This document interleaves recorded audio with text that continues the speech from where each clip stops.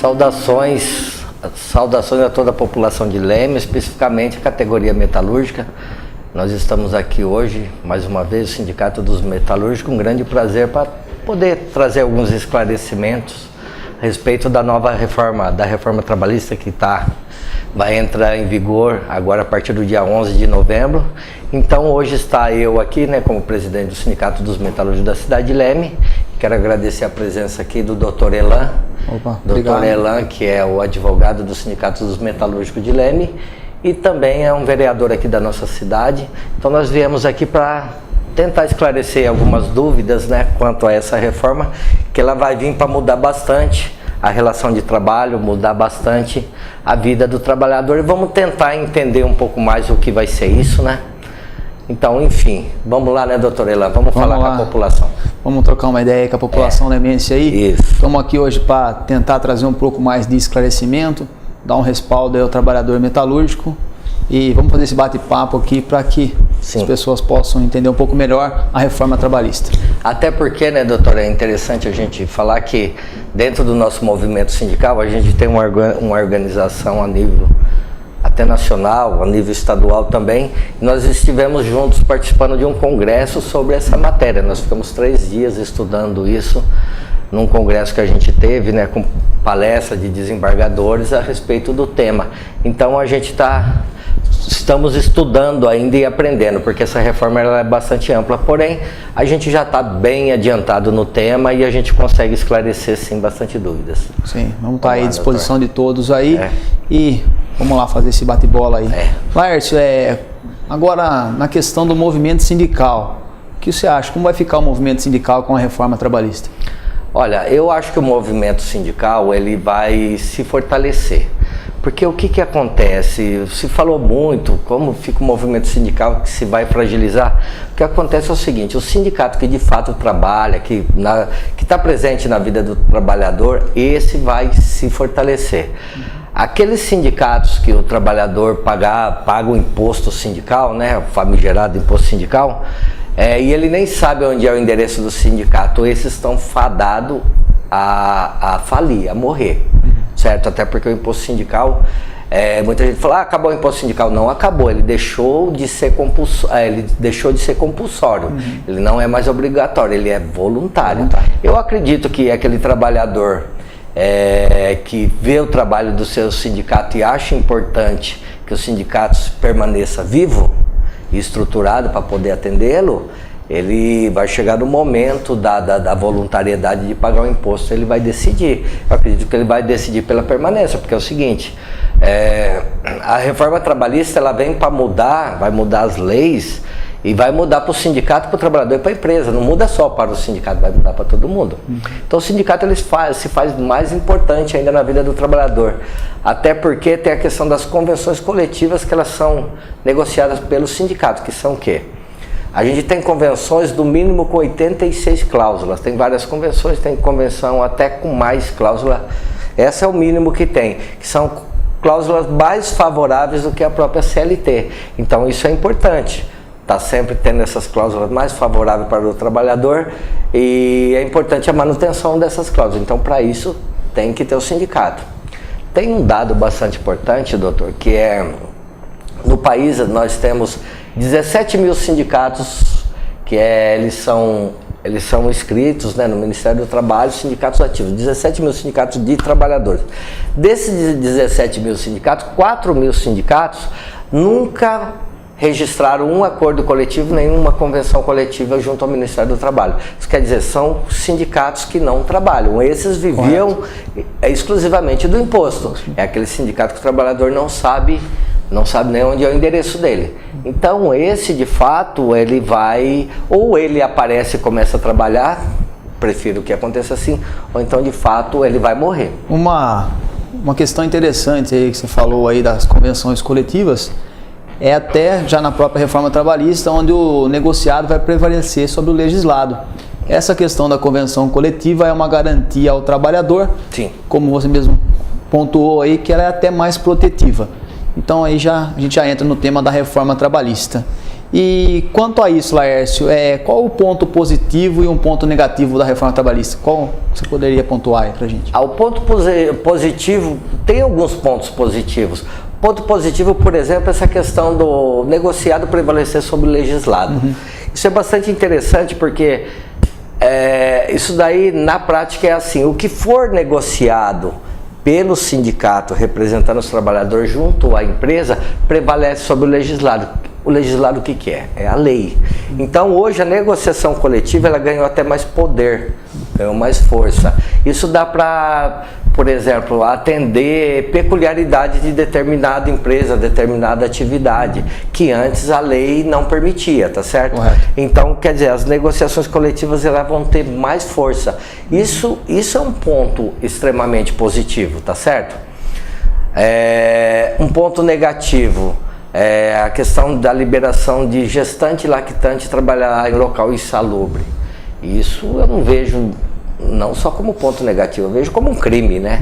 Porque uma gestante ou lactante numa situação dessa, com certeza vai trazer problemas de saúde para o feto, que pode ser um problema que vai pela vida inteira, né, daquela criança, e que vai ficar dependente dos pais, vai ficar com uma doença crônica aí.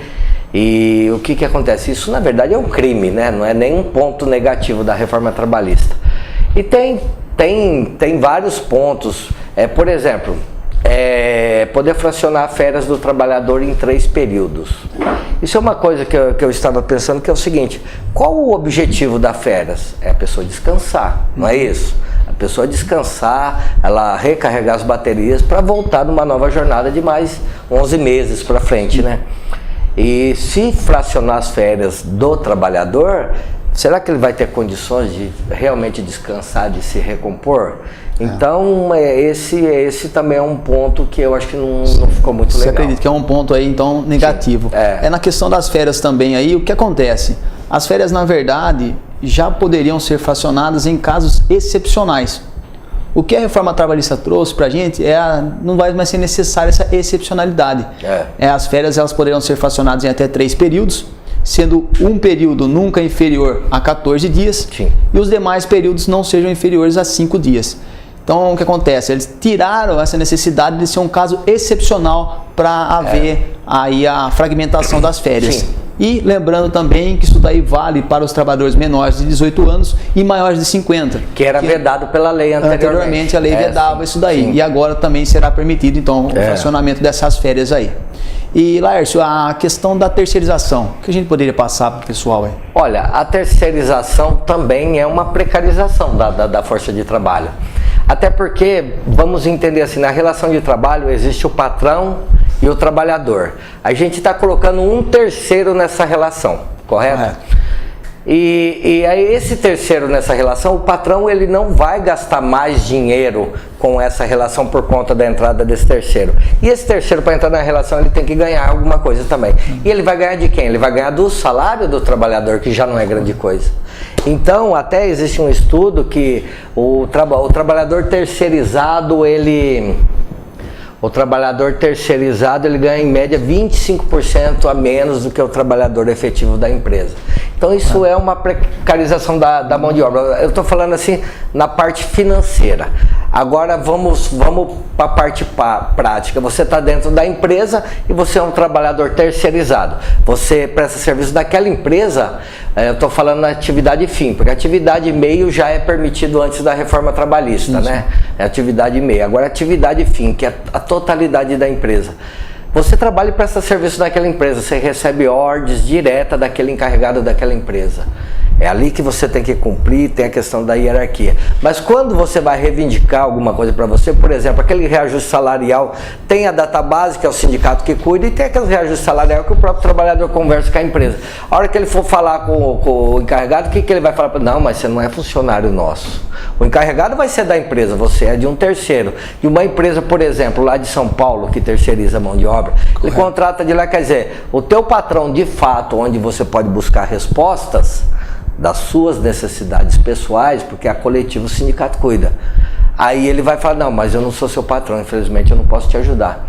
É uma forma de se eximir também das responsabilidades. Sim. É uma outra questão até interessante que a gente pode também abordar aí na questão da terceirização, é que pode haver ainda a quarteirização, né, dessa mão de obra também. Imagina. E isso daí também pode influenciar no dano moral, que é um outro item que a gente ia tratar, então já vamos nos antecipar, que com a reforma trabalhista, o dano moral, ele passa a ser escalonado. Sim. Ele pode ser leve, médio, grave e gravíssimo. Então o que acontece? Anteriormente você faria um pedido, o advogado fazia um pedido para o juiz quando existia o dano moral e o juiz aí mensurava a quantidade desse dano. Hoje foram colocados tetos. Então se ele tiver um dano que o juiz entender que seja um dano leve, ele vai receber até 3 salários. Os últimos salários dele até o limite de 3. E aí sendo média até 5, sendo grave até 20 e casos gravíssimos, esse valor pode chegar a 50 salários. E outra questão também que é bem interessante que a gente pode falar é que isso vale também quando o empregador é ofendido. Então isso vale tanto para o funcionário quanto para o empregador. E outra coisa também bem interessante é que se a empresa for uma reincidência dela na questão do dano moral, o juiz pode dobrar esses valores aí. Isso daí são partes, assim, coisas até positivas, né? Que dá uma equilibrada na relação de trabalho. Então tem pontos positivos e pontos negativos. Agora, doutor, conforme a gente fez o congresso, né? Eu gostaria que o senhor falasse um pouco sobre aquela comissão interna de fábrica, porque assim, dá muita dúvida. Vai se montar uma comissão dentro da empresa. Essa comissão que vai representar o trabalhador agora, não é mais o sindicato? Como é que funciona isso aí? Essa pergunta é bem interessante para a gente esclarecer. A comissão interna de fábrica, ela só vai poder ser formada em fábricas com mais de 200 funcionários. Então o que acontece? Empresas com menos de 200 funcionários não poderão ter essa comissão interna. E após formada a comissão interna, o que acontece? Esses trabalhadores poderão representar os demais nas questões internas da empresa, no dia a dia da empresa, no dia a dia do trabalhador, mas de forma o quê? De forma a melhorar o ambiente laboral, o ambiente de trabalho dele. Essa comissão ela não pode celebrar qualquer tipo de acordo coletivo. Então, na verdade, o que acontece? Ela vai ser mais um órgão fiscalizador, inclusive do sindicato, que a gente poderá utilizar essa comissão, do que propriamente dito aí uma comissão que negocia diretamente para os trabalhadores. Uma das atribuições dela é fazer cumprir o acordo coletivo que foi negociado pelo sindicato. Perfeito. Isso, na verdade, até é interessante para o sindicato, né? Que tem lá uma comissão que, de repente, você negocia um acordo coletivo e, na prática, não está acontecendo lá dentro da fábrica. Isso, vai ser mais um essa comissão, ela é interessante nesses casos, mas ela não vai poder... ela não vai poder negociar, por exemplo, aumento de salário, ela não vai poder negociar banco de horas, não vai poder negociar cesta básica, convênio médico, enfim, nenhum acordo coletivo e nem de benefício para o trabalhor. Perfeito. Tá certo? Na questão também aí, até já que você entrou na questão aí de negociar para os trabalhadores, uma outra questão interessante para a gente tratar também é a questão da homologação dos contratos de trabalho quando há dispensa do trabalhador. Como vai ficar agora, Laércio, aí com a reforma trabalhista, a questão das homologações? As homologações é o seguinte, a reforma trabalhista, ela tirou a obrigatoriedade do sindicato fazer homologações e rescisão de contrato de trabalho. Tanto o sindicato como o Ministério do Trabalho, eu já estou sabendo que o Ministério do Trabalho daqui da nossa cidade não vai mais fazer homologação de rescisão de contrato de trabalho, porque assim, as categorias que tem o sindicato na cidade, as homologações são feitas no sindicato. As categorias que não tem é no Ministério do Trabalho. Então o Ministério do Trabalho já não vai fazer mais homologações, porque a reforma tirou essa obrigatoriedade. Então hoje, como que se entende com a lei? A partir de 11 de novembro, o sindicato não é obrigado mais a fazer homologação.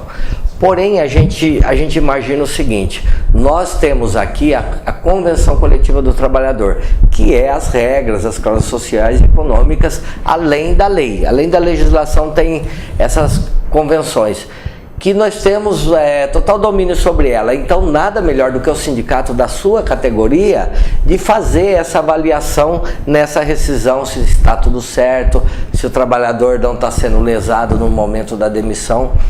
Porque, gente, como é a lei hoje, antes da reforma, o contrato até 1 ano de trabalho não precisa fazer homologação. né? Já acerta lá na empresa.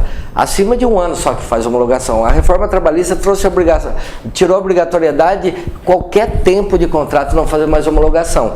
E olha só que uma coisa interessante, doutor. Uma grande justificativa de ter a reforma trabalhista é justamente para diminuir a quantidade de processo trabalhista, que no nosso país tem muito processo trabalhista, é um excesso de processo trabalhista. Então é uma das justificativas.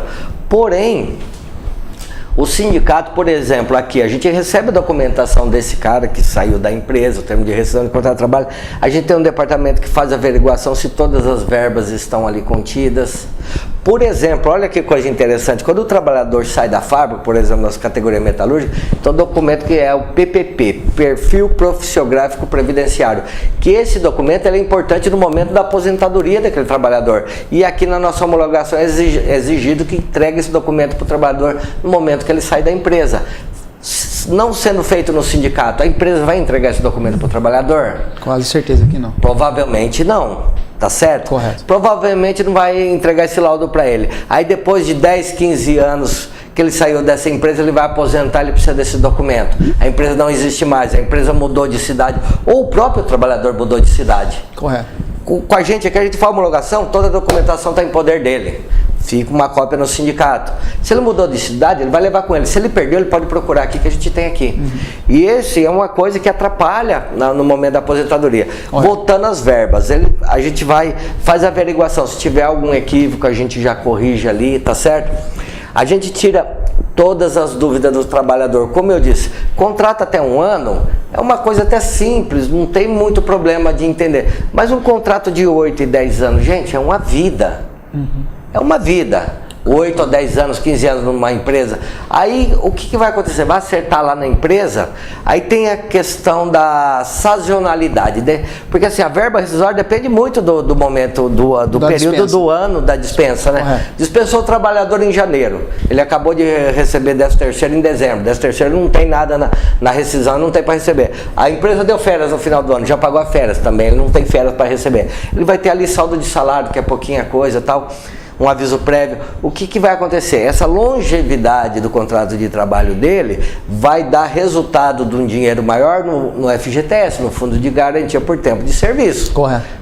Tá? Aí quanto mais tempo, mais aumenta. Mas a questão da verba rescisória depende do período que ele sai. Aí esse trabalhador sai da empresa em janeiro e ele não tem muita verba para receber. E ele tem 10 anos de emprego, ele vai falar, ô louco, mas só deu isso? É assim que os trabalhadores falam, por falta de entendimento. O patrão vai explicar para ele, mas ele vai falar, não, esse cara não sei não, acho que ele está querendo me enganar. Ele é uma segunda opinião. Pô, eu tenho 10 anos, um amigo meu saiu, ele tinha 7 anos, recebeu 3 vezes mais do que eu, é assim que eles vêm.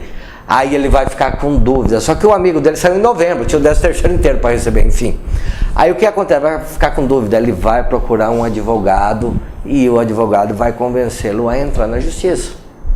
Aí eu acho que essa questão de tirar a obrigatoriedade dos sindicatos de fazer homologação, que é aqui onde os trabalhadores tiram suas dúvidas, aqui é uma segunda opinião, é a opinião de uma entidade que defende o interesse dele. Aqui ele fica até mais tranquilo para perguntar, então ele sai sem dúvida daqui. Eu acho que a probabilidade desse trabalhador entrar na justiça é menor. Tá certo? Correto. Agora salva aqueles trabalhadores que não tem dúvida nenhuma, que recebeu tudo, mas mesmo assim vai atrás de um advogado para ver se ganham alguma coisinha a mais. Esse tipo de pessoas, na verdade, ele não está usando de honestidade, porque ele recebeu tudo que era direito e quer alguma coisa a mais. A questão da honestidade a gente aprende em casa, não é aqui que o sindicato vai passar para ele. Não é verdade? Mas então quer dizer que a obrigatoriedade não existe mais, mas de qualquer forma o sindicato continua efetuando o trabalho nosso aqui, o sindicato continua efetuando as homologações. Sim. Vamos continuar dando esse respaldo para o trabalhador, né, presidente? Sim, claro, aqui no sindicato não vai mudar sobre isso, nós não vamos mudar nada, nós vamos continuar fazendo as homologações nos contratos de trabalho, nas rescisões de contrato de trabalho da mesma forma. Lembrando que só contrato acima de 1 ano, né, que a gente entende que tem que ter uma atenção maior. Eu acho, gente, que esse trabalho do sindicato tira a dúvida do trabalhador, porque a dúvida, às vezes, ela gera mais o processo do que a dívida, às vezes, tá certo? Correto. Então isso é extremamente importante. Vamos aproveitar. Até, doutor, eu estou lembrando de uma coisa, a gente estava anteriormente falando sobre a comissão de fábrica. Correto. Isso justamente sobre a comissão. A comissão não pode representar o trabalhador em negociações coletivas. Correto. Por exemplo, sobre aumento salarial, a comissão vai negociar meu aumento? Não, não pode. Correto? Correto. Aí tem aquela questão também, agora a empresa pode negociar individualmente direto com o trabalhador. Sim, né? sim. Como é que funciona isso? A questão da negociação direta com o trabalhador aí não serão todos e qualquer tipo de acordo coletivo que a empresa vai poder negociar com o trabalhador. Nem é coletivo porque é individual, né? É só com aquele cara. E o acordo que ele seja individual, que for negociar com ele, serão acordos, vamos dar um exemplo aí clássico, Laércio, de um acordo celebrado de forma individual.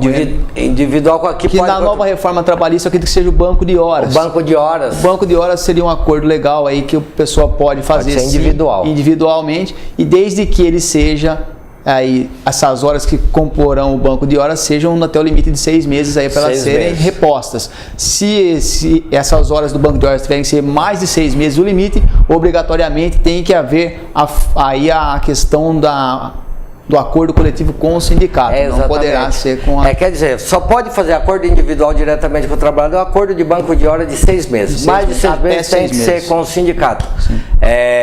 Isso é interessante. Ao longo desses 10 anos que nós estamos trabalhando, nós já fizemos acordo de banco de hora com diversas empresas. Nunca fizemos um de 6 meses. Nunca tem sempre Na verdade, não existe esse hábito. É anual ou até 2 anos. Né? E se acontecer de alguma empresa querer fazer um acordo de banco de horas individual com o trabalhador, lembrando, não vai ser com a comissão, vai ser com aquele trabalhador. Sim.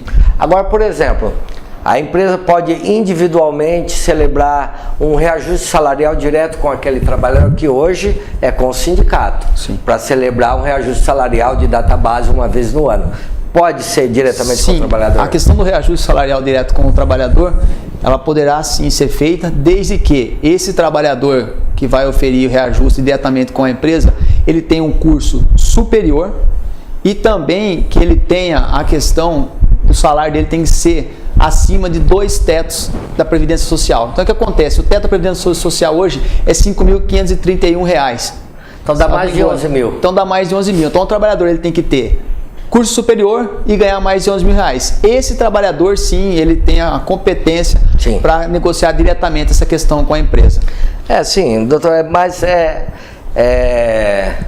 eu acho assim, a gente vai se falando mais. Eu acho interessante, você trabalhador, você da sociedade, que quiser nos procurar, a gente está à disposição.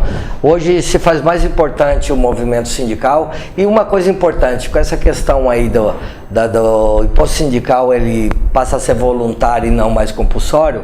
Acredito que os sindicatos que não vão sobreviver é aqueles que, na minha opinião, já não estavam vivos mesmo, de verdade. Correto. Então, eu acho que a gente tem que se unir cada vez mais, o trabalhador, junto com o seu sindicato, e cobrar do sindicato, fazer com que ele trabalhe, com que ele represente de verdade, que eu acho assim, a união dos trabalhadores é a coisa mais importante para que a gente consiga ter sucesso. Nós estamos à disposição, nós estamos trabalhando bastante e vamos trabalhar mais ainda.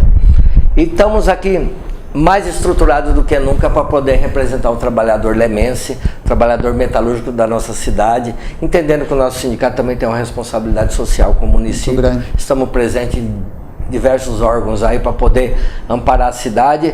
Estamos evoluindo bastante, temos uma equipe muito boa. Quero agradecer aqui o doutor Elan, né, pela sua presença aí, né, poder esclarecer essas dúvidas, e estamos aqui à disposição e estamos representando o trabalhador cada dia mais. E eu quero aproveitar aqui e dizer para o trabalhador assim, que procure o seu sindicato, que se filie ao seu sindicato, que fortaleça a categoria. Nós, com essa reforma trabalhista, a gente vai ter algumas percas. Por quê? Porque essa reforma trabalhista, ela não foi tratada com as partes que interessam. Por exemplo, juntou lá no Congresso Nacional os deputados federais e depois o Senado e colocaram esse monte de lei, mas não foi conversado com o movimento sindical, nem da classe trabalhadora, nem da classe patronal. Você entendeu? Então foi feita uma coisa assim que eles acham que é isso que o país precisa. E sobre a questão, uma das justificativas que é interessante falar também é a questão de geração de emprego, que a reforma trabalhista vai gerar emprego. A geração de emprego, gente, ela é o último reflexo de uma reforma dessa. Então pode acontecer a geração de emprego, mas isso vai demorar bastante. Se gerar emprego é porque a nossa economia está retomando, é por causa da força realmente dos trabalhadores e das empresas que vai retomar emprego, não é por causa dessa reforma não. E também dizer que existe muita coisa inconstitucional nessa reforma. Então uma coisa é bem clara, do jeito que era não vai ser mais. E do jeito que está também não vai ficar. Tem muita coisa que vai ser alterada, até por medida provisória. Tem muita coisa que depois na prática vai acabar não funcionando. Então é um momento de prudência, é um momento de não se ter desgaste. Isso é bastante importante, porque se não muda a lei, o desgaste permanece. Então a gente está preparado, mais do que nunca.